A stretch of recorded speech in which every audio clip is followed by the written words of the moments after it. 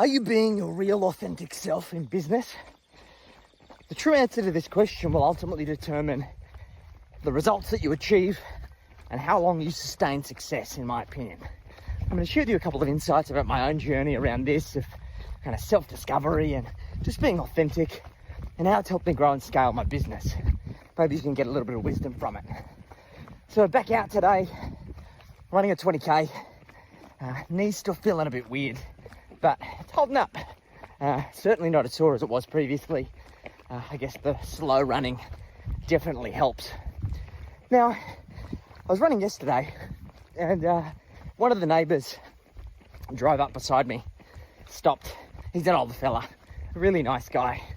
And he goes, I've seen you running past, talking to yourself. And I realised that I've developed a reputation for being the crazy running guy who talks to himself while he runs. Now, as you guys know, I record videos, but what I've also got into the habit of doing is that I record voice notes as I run as a way of putting together the first draft of my books. I found an immense amount of clarity of just running, talking, helps me control my breathing, helps me control my pace, particularly when I've got a little bit of an injury. And I also find that I get a lot of mental clarity as I'm running. So it actually allows me to collect my thoughts in a way that if I was just sitting down and typing away, it would potentially come out differently. Although I didn't really think about what the neighbours thought of me running along talking to myself, because they're none the wiser. They just think I'm a crazy person. And the interesting thing is that the vast majority of people probably think I'm a bit crazy.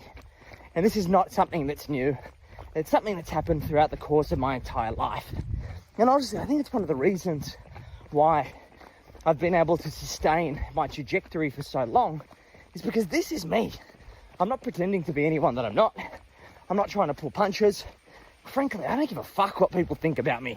You either take me or leave me. It's up to you. I know I can't be everyone's cup of tea, and by trying to be, I'm going to be inauthentic, because you end up becoming a people pleaser and you put other people's best interests before those of your own. I'm never going to do that. So I think back to when I was a kid, and as a kid, I guess most kids, I didn't have a lot of self-esteem. My old man always used to try and build me up. My old man was a very unique and authentic fella. And he always said to me, Jackson, you've got to be your own man. You've got to create your own style. You've got to be your own person. You've got to be unique. You've got to be yourself.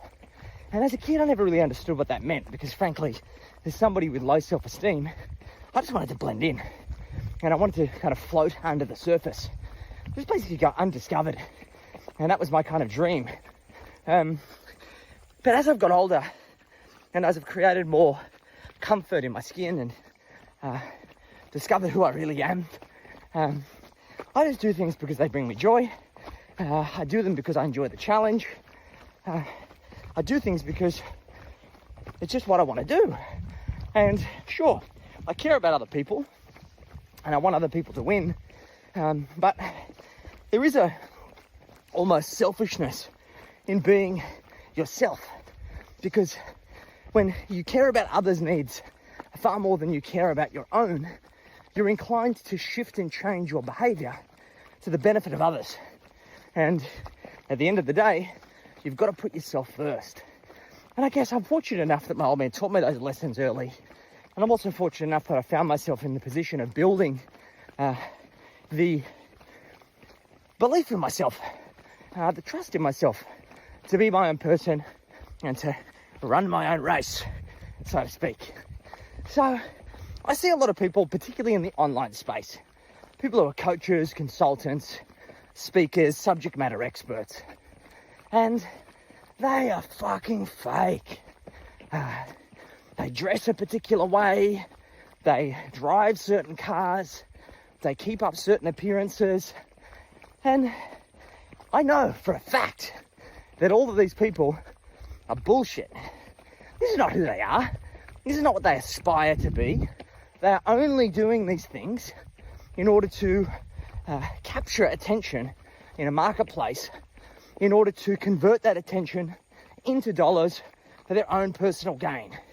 And what ultimately happens is that at some point in the future, those people do the snatch and grab and they run on to the next opportunity, or they disappear into the sunset, or they crash and burn because they can't sustain it. And you can tell this is happening because this usually happens in 2 to 3 year cycles. You see these gurus pivoting from niche to niche and business opportunity to business opportunity. It's coaching coaches who coach coaches, and it's how to sell from stage, and it's AI, and it's crypto, and all of this other bullshit.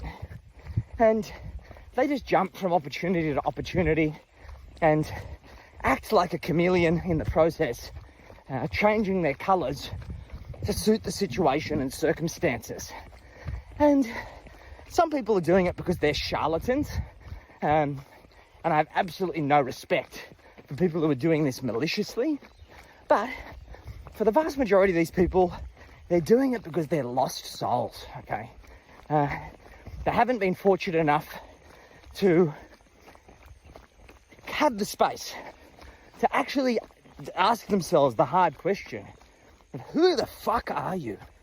You take away the business, you take away the persona, you take away your belongings, you take away your money, you strip away all of those things, the 2 Comma Club awards, and you really ask yourself, who are you?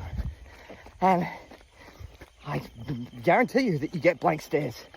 Potentially you get tears, because it's a confronting question. And I know, because I've been there, when I lacked physical proof in the world of my achievements, I did what many people do. You kind of fake it till you make it. You put on the suit and you drive the car and you look a particular way. For me, I dropped my voice to sound more respectable. And it was all bullshit. And I got to a point, funnily enough, when I started Aureus, because I basically had the ability to build a business any way I wanted, to appear any way I wanted. I didn't have to answer to anyone, because my last business prior to that was a franchise, and there's certain rules that you must abide by.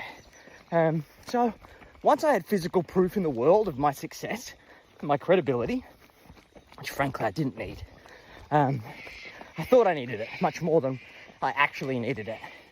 And I had the opportunity, a clean slate, to start fresh.